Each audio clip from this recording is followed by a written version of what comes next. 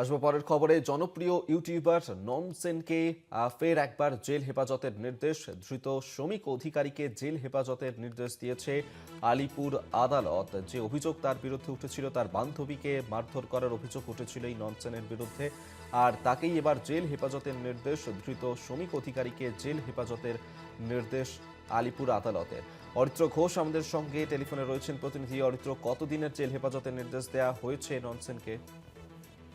দেখো, জনপ্রিয় content creator শ্রমিক অধিকারী হয়েছে ননসেন। সেই ননসেনের যে মামলা, সেই মামলায় সমস্যা আরো বাড়লো, কারণ পুলিশ হেফাজত শেষে তাকে আজকে আলিপুর আদালতে পেশ করা হয় এবং আলিপুর আদালতে পেশ করে দুপক্ষের সওয়াল জবাব, অর্থাৎ সরকারি আইনজীবী এবং শ্রমিক অধিকারী যিনি আইনজীবী, তাদের সওয়াল জবাব শেষে প্রথমে আদালত অর্ডার রিজার্ভ রাখে। পরবর্তী ক্ষেত্রে তাকে 14 দিনের জেল হেফাজতের নির্দেশ দেওয়া হয়েছে।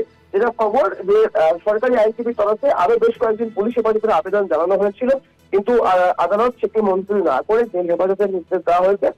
পুলিশ সূত্রে খবর যে বাজেয়াপ্ত হওয়া এই শ্রমিক অধিকারীর মোবাইল থেকে বেশ কিছু গুরুত্বপূর্ণ প্রমাণ মিলেছে। সেই প্রেক্ষিতেই তাকে আরো 14 দিনের জেল হেফাজতে রাখার সিদ্ধান্ত নেওয়া হয়েছে এই ঘটনার তদন্তের জন্য। ফলে মার্চ মাসের আগে মুক্তি পাওয়ার সম্ভাবনা কার্যত নেই শ্রমিক অধিকারীর। তো যেটা পুলিশ সূত্রে জানা যাচ্ছে যে এই অভিযোগ ওঠার পরে শ্রমিক আচমকাই নিখোঁজ হয়ে গেছিল। পরে গত 5 তারিখে তাকে গ্রেফতার করা হয়। গ্রেফতার করার পরে তাকে আদালতে পেশ করার পরে পুলিশ হেফাজতের নির্দেশ দিয়েছিল আদালত।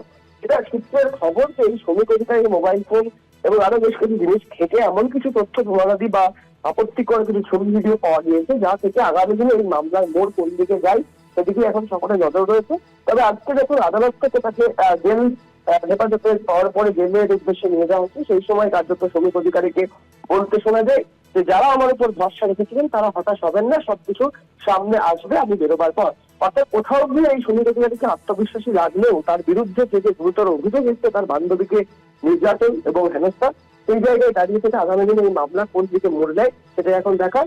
জেল হেফাজত শেষে আগামী 2রা মার্চ ফের তাকে আদালতে পেশ করা হবে বলে জানা যাচ্ছে পুলিশ সূত্রে। ধন্যবাদ অরিত্র। অরিত্র ঘোষ আমাদের সঙ্গে টেলিফোনে ছিলেন।